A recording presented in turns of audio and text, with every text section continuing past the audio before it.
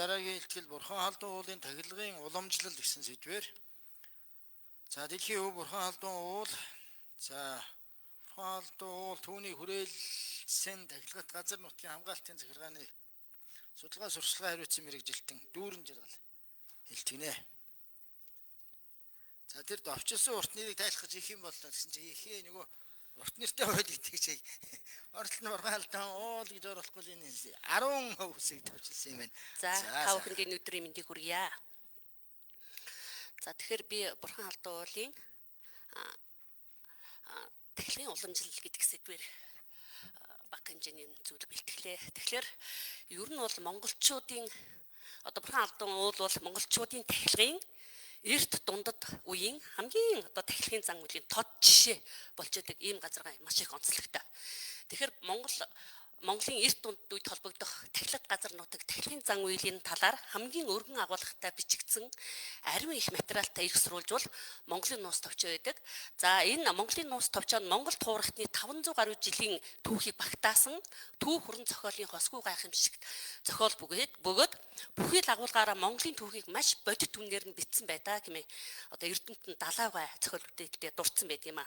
Тэгэхээр Монголын нуус товчоонд олонтоо дурддагдаг 29 удаа дурддаг Бурхан халдун уул бол Монгол нутаг дах тахилга газар нутаг тахилгын зан үйлийн уламжлалын эрт дунд үеийн тод жишээ төдийгүй өдгөө 20 дугаар зуунд Монгол төрийн хэмжээнд тахигдж байгаа ийм шүтэн уул гэж тодорхойлж болохоор байна.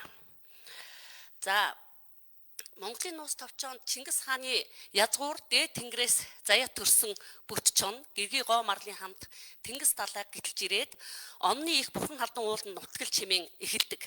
Энэ бүтөө чон бол 8 дугаар зууны үеийн хүн гэж судлаачд үзэг. Тэгвэл Бурхан халдун уулын нэр 1200 жилийн өмнө түүхэнд тэмдэглэгджээ. За Бурхан халдун уул бол Добуу мэргэний үеэс тахилгатай байсан гэвэл 10 дугаар зууны үеийн үйл явдал болж байна. Энэ талаар Монголын нуус товчоонд хорилтой мэргэн 20 төмдийн нутгаас Бурхан халдууны эзэд бурхан босгосон шинж баян урайхаад нүүж айсуу ажгүй гэж хэлдэг. Энэ Бурхан халдун уул эзэнтэй, савдагтай, босгосон шүтэнтэй хайрхан уул болохыг зааж байгаа бөгөөд уул усны эзэд зориулан Бурхан шүтэн босгодог ёс эртний монголчуудад байсан төдийгүй энэ бол 10 дугаар зууны үйл явдал байх нэ. За энэ ч буцаах.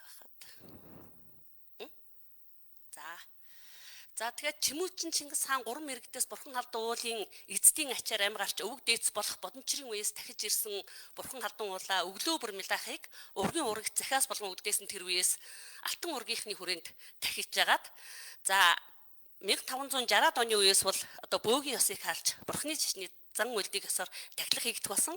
Ингэж Бурханы шашнаар дахиж жагаад 17 дугаар зуунтай золгон за монголчууд манжийн иргэшилд орсны дараа 1818 онд Бурхан халдун нэрээ нууцлан Хинтээ хааны тахилга нэрээр төр ёсны тахилга хийгдэх болсон байдаг. За энэ үеэс эхлээд ар Монголын их хүрээнд сууж байсан манд сайд эрхлэн халахын түшээтхан Сэцэн хаан их шавийнхан хамтран жил бүр хавар намар 2 удаа Бурхан халдууныг тахидаг байжээ. За тэгээд энэ төрөн дулан багш ярьсан Хинтээ хаан уулыг 1818 онд төрийн тахилгатай болгоод дараа нь 1819 онд хамгийн анх тахисан тухай бичиг байна. За энэ төрөн ярьсан учраас давхардуулаад яах вэ? За тэгээд Монголын үндэсний төв архивд хадгалагдж байгаа баримт бичих дурдгснаар дахих удаа бүр хэрэгсэх үхэр, хонь, дарс, боорцог, эдээний зэрэг зүйлийг халахын 2 аймаг урдаас бэлдэж дотоод яамнаас тайх өдрийг тогтоон айлцны хойно зарилгаар тайх бичгийн үг зохиож шар цаасны ихмэл айлтгаж дээрээс уулын тэнгэрт өргөх сум хүч торгийг сангийн яам тушаан бэлтгүүлдэг байсан байна. За Хинтээ хаан уулын тэнгэрийг тахихад дид сайд мордгой зарилгийн бичиг үүрч залах өмнө өдөрдөх 2 хажууданд жагсан явах дагалт ийм 4 хүнийг дагалдуулдаг байжээ. За уулын тэнгэр тайхад нийслэл хүрээнээс цорж лам нарыг гаргахад хэрэглэх гэр ачлах тэмээ хүнс ундлах зэргийг 2 аймагаас бэлтгэдэг. Ундлагын морийг мөнхөн уулын сүргээс нийлүүлэн хэрэглүүлэхээс гадна гагцхүү тахил бэлэг зуул хүжийн зүйлийг урд ёсоор ламын сангаас гаргуулдаг гэсэн байна. За 1910 онд Хинтээ хааныг дахиад хүрээний манд сайд төшмөдөд цоохор гэр 2 цагаан гэр 1 майхан 15, унах морь 82, ачааны морь 10, морьтой улаач 39, хомтой тэмээ 2, хүнсний хонь 9, тахилгад хэрэглэгдэх зомын хонь 25, үхэр 4, шар цай 4000 40 бод, жимс 40 жин, арх 80 жин, цагаан эдээ 6 шуудай, айраг 18 хөхүүр гихчлэн одоо хэрэглэх зүйлсийн цэс гарган үйлдсэн байдаг байна. За монголчууд Манчин улсын засгаас салж богд хааны ширээн залаад төр усаа байгуулад харьяат улсын доторх эрхэмжил зохих газар ус тус бүрийг наривчлан гаргахыг тушаасан бичиг бүх аймаг хошууд явуулсан байдаг. За энд харагдж байгаагаар бол одоо энэ шар дээр бол Цэцэн хаан аймаг харагдж байна. Цэцэн хаан аймгийн хэмжээнд их чинь 1914 онд одоо бүх тахилгатай уулынхаа нэрийг явуулсан. Энд бол 650 орчим тахилгатай уул бүртгэгдсэн байгаа архив бичигт. Тэгэхээр ерөөсөө ингээд энэ бүх одоо хушуу нутгаар нь авч үзэх юм бол энэ үед бол нэг 2000 гаруй тахилга шүтлэгтэй газар Монгол нутгийн хүрээнд байжээ гэж юм тоо гарч байгаа. За бид нар бол одоо 20 орчим жилийн хугацаанд энэ уул овооны тахилгын зан үйлийг судалж тахилгатай газар нутгийг тоолоход одоо бид нар бол нэг 1300 орчим тахилга шүтлэгтэй газрыг бол бүртгэл гаргачаад байж байна. Ер нь бол Монгол орн бол одоо газар нутгийнхаа хэмжээгээр онгон дархан тахилгатай газар байжээ. Тэгээд тахилгын зан үйл маань айл өрхийн хэмжээнд за хошуу нутгийн хэмжээнд төрийн хэмжээнд тахигддаг гэж. За хошуу нутгийн хэмжээнд тахигддаг газрууд маань нэлээд одоо хошуу нутгийнхаа хэмжээ одоогоор бол тэр хошуу нутгаараа нэрлэгдэж байгаа энэ том хайрхад байжээ. За Цэцэн хаан аймаг сая энэ шараар дүрслэгдэж байгаа Цэцэн хаан аймгийн хэмжээнд 650 орчим тахилгат уул байсан бол одоо бидний энэ Бурхан халдун уул байгаа Цэцэн хаан аймгийн далай дархан гүн Барайшрын хошуу гэж байгаа. За энэ Барайшрын хошуунаас бол тахилгатай уул овооныхоо нэр тоо гаргасан бичиг байдаг. За энд бол Бурхан халдун уулыг тойрсон 29 уул овоо ус булгийн нэр бол дурдгдсан байгаа. За үүнд болохоор зэрэг одоо бидний их сайн мэддэг Хинтийн хаан уулыг тойроод дуулгат ян уул, илүүрийн гол, тайцгаан уул, гурван ах нар, хэрлэн гол, за хойд этгээд нь дуугт ян, онон голын ашаан булаг гээл одоо Баатар жанжин, босго тэнгэр, босгын өндөр гэж нэрлэдэг те Эрдэнэ уул гэх мэтлэн энэ олон уул бол тахилга шүтлэгтэй байсан байгаа. За харамсалтай нь одоо бол энэ Бурхан халдун уулыг тойрсон энэ 29 тахилгатай уулаас одоо бол тахиж байгаа уул нь ганцхан Бурхан халдун айрхан. За урд талаас нь их авдаг хэрлэн гол, хойд талаас нь их авдаг онон голыг одоо Дорнод аймгийн хэмжээнд сүүлийн одоо үед 2000 оноос хойш тахилгын зан үйл сэргсэн. Одоо тахилгын одоо зан үйл сэргээг байгаа. Жишээлбэл одоо энэ гурван ах нар тахилгын зан үйл сэргээгүү те Баатар жанжин.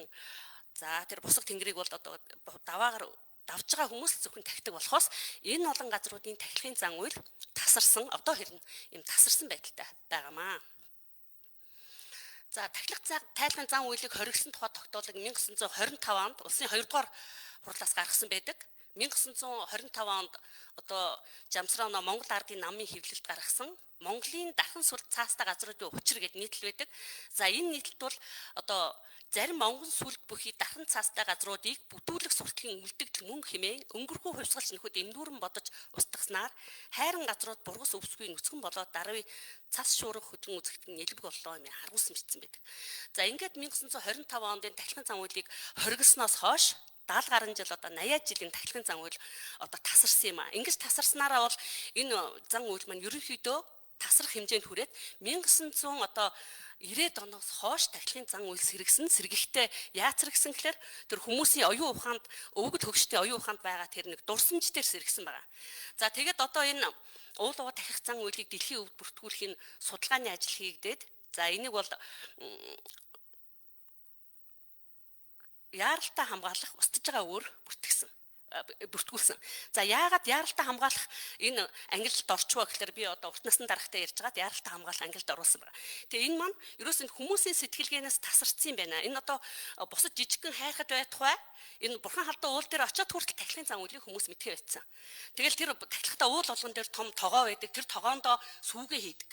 За тэгээд ер нь Бурхан халдун ууланд одоо арх дарс өргөдгүүгээд дээр вээсээ нутгийн хөгжчүүл ярьдаг байтал одоо бол ерөөс ингээд нөгөө сүү цагаан эдэгээ хамаагүй цацдаг. За хамаагүй нөгөө тэгэхээр юугаа хадгаа үйдэг хогоо хайдаг гэх мэтлийн тахилгын зан үйлд мөрдөгдөг хорио цэрдэг бас гэдэг бол ерөнхийдөө бүх газарт алдагдчихад байгаа учраас за энэ маань бол одоо ингээд устж байгаа үеийн ангилалд орсон явж идэг юм байна. За тэгээд ер нь бурхан алдуу бол ингээд 70 80 жил тасрахад бол бас нууцаар энэ хүмүүс тахдаг байсан байна. За энэ дээр бол Бадраагаас тагсан байдаг нутгийн одоо сумын өдөрдгүүд тагдаг байсан байна. За энд бол энэ гомсрон гэдэг хүн ярихдаа бол 1977 онд тэр нутагт нь бол маш их ган болсон, ган ачиг болж маш хүнд болсон. Тэгэхээр зэрэг энэ сум нэгдлийн дарга, за сургуулийн захирал, тэгээд хамгийн газрын дарга энэ төр нийлээд нууцаар энэ бурхан алдууныг тархижсэн. Яг энэ үед бол Монгол орон даяар ийм гамтай байсан учраас Төв аймгийн Дэлгэр хаан сумынхан бас энэ ган ачиг болоод тэнд уул овоогоо дахиад тэр үед одоо улс төрийн төвчөөгөөр оч бүх хүмүүс нь ажилласаа халагдчихсан гэж байгаа. А гэхдээ бол бид нар бол халагдаагүй. Яг тэгвэл тэр улс төрийн төвчөнд байсан Төв тэр аймгийн Жамсран гэж нэг дарга, манай сандуу даргаыг мэддэг хүн байсан тул бид нэг удаа ингэж сануулга аваад аврагдан өнгөрч исэн юм аа. За тэгээд цаг цайхан болж одоо бол ерөнхийлөгч очрох тухай та анхны төрийн тахилгыг хийгээд бид нар одоо их сайхан байна. Бид одоо жил болгон төрийн тахилгад оролцоо гэж ярьж байгаа. За энэ бол одоо уул уваа тахилгын зан үйл тасарч одоо ямар хүнд тэ тахилгын зан үйлийг хийхэд одоо ингэж хэлмэгжсэн тухай баримт байна. За бурхан алдууны тахилга олон жил тасарч Монголын ард түмний хүсэлтээр 1992 оноос тахилгын зан үйл сэргсэн гэж үздэг. За 95 онд ерөнхийлөгч Очир Батбай, 2004 онд ерөнхийлөгч Багбанбай, за 2009 онд ерөнхийлөгч Элбэг нар тус зарилга арган бурхан алдуу уулыг төрийн тахилгад уул хэмээн нэрлэж уулын тэнгэрийг таах төрийн ёслолыг 4 жилд нэг удаа тахиж яагаад 2015 оноос 5 жилд нэг удаа тахихаар тогтсон. За 2020 онд одоо 7 дахь тахилга нь болоод явж байна. За уулын тэнгэрийг таах төрийн ёслолыг төрийн тахилгын уул овооны тэнгэрийг таах одоо ёслолын журмын дагуу бол хийж байна. За энэ бол одоо хамгийн анхны 1995 онд тахижсэн төрийн тахилгын одоо зураг харагдаж байна. Тэр ер нь бол уул овоог тахихтаа бол одоо уул овооныхын эцдийн дүр зургийг бол овоондоо өргөө. За тэгээд гол зочид бол төрийг төлөөлж байгаа хүмүүс баруун талаар нь суудаг. За ламнар буюу одоо ард иргэд бол зүүн талаар нь суудаг ч гэх юм уу. Энэ дэг ёсоо сайхан баримтлаа. Тэгээд энэ бурхан алдуу ууланд бол их эзэн Чингис хааны маань одоо тэр юу оршиж юм аа, сүнс онгод гэх юм уу, тэр нь орчээдэг гэж одоо ч бид нар үздэг. Тийм учраас одоо уулын савдгийнхаа оронд тэр Чингис хааныхаа дүрийг ингээд залсан байдалтай энэ анхны тахилга болсон. За бид нар бол энэ сум орон нутгаар явж бас нэлээ ийм юу сургалт семинар ажил хийдэг. Тэгэхэд бол энэ нутгийн өмнө дэлгэрийнхэн бол тэр сууж байна, би энд сууж байна, манай засаг дарга тэр байна гэдэг энэ хүмүүсээ их сайхан таниад их баяр хөтөлтэй ингээд яриад явжсэн юм байна. За анхаарал хандуулсан баярлалаа. За дөрвөн жаргалтай баярлалаа. За манай